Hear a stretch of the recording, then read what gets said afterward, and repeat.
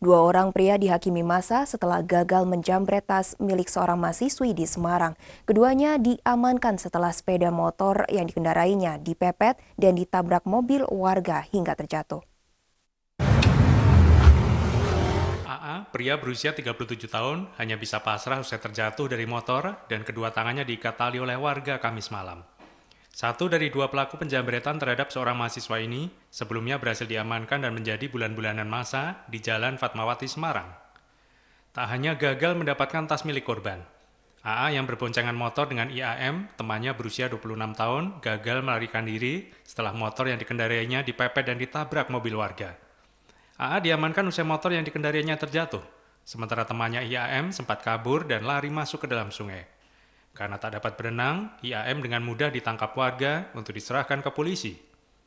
Aksi penjambretan terjadi saat korban mengendarai motor dipepet pelaku saat melintas di Jalan Kedung Mundu Raya. Pelaku menarik tas milik korban dan langsung kabur. Dari korban sendiri sudah berusaha mengejar dan berteriak, sempat berteriak berteriak jambret. Kemudian sempat dikejar sampai ke Jalan Elangsari. Kemudian korban kehilangan jejak, namun ada warga yang juga ikut mengejar dengan menggunakan mobil dan motor sehingga pada tepatnya di Jalan Fatmawati Kedung Mundu, pelaku berhasil dijatuhkan oleh warga pengendara mobil dipepet dan pelaku jatuh dari motornya.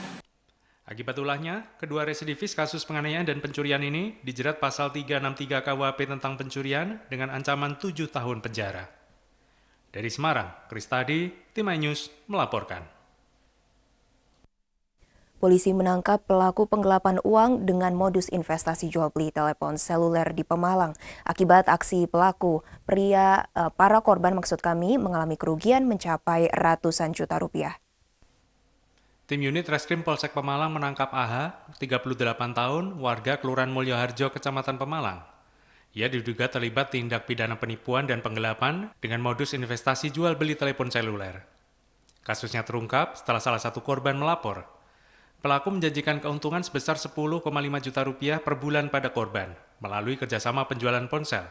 Pelaku kemudian meminta modal kepada korban senilai 150 juta rupiah. Namun, keuntungan yang dijanjikan pelaku tak kunjung diberikan. Pelaku justru menggunakan uang milik korban untuk kepentingan pribadi seperti membayar hutang. Warga masyarakat yang melaporkan kejadian tipu gelap kaitannya dengan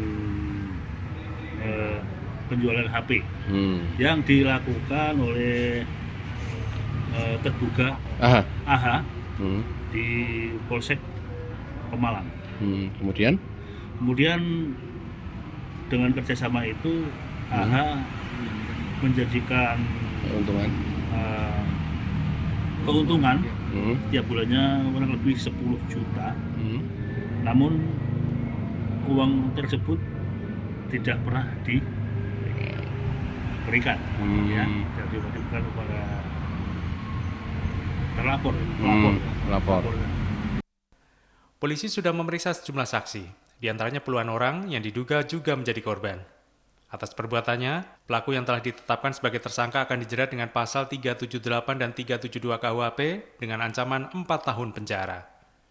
Dari Pemalang, Suryono Soekarno, iNews melaporkan.